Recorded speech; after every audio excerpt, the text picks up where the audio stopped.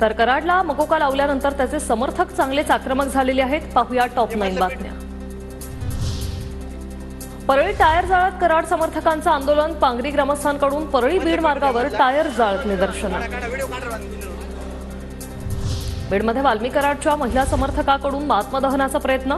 आंदोलनादरम्यान अंगावर पेट्रोल ओतून महिलेकडून आत्मदहनाचा प्रयत्न। वाल्मी कराडवर मकोका लागल्यानंतर कराड समर्थक आक्रमक। परळी पोलीस ठाण्यासमोरच कराड समर्थकांकडून अंगावर पेट्रोल ओतून घेत आत्मदहनाचा प्रयत्न। पोलिसांनी वेळीच हस्तक्षेप केल्यानं अनर्थ टळला।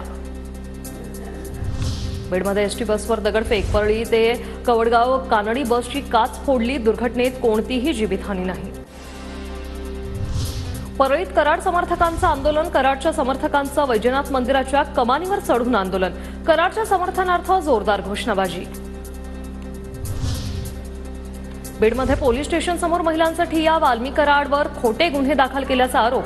संदीप क्षीरसागर आणि सुरेश धस यांच्या फोटोला जोडे मारत निषेध व्यक्त।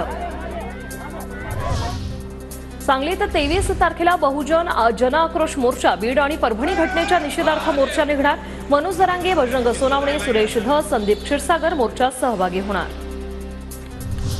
कराडचा सहभाग कुठेही आला नाही असं आम्ही सांगितलं। खंडणी प्रकरणात जामिनासाठी अर्ज केला। कराडच्या वकिलांची माहिती।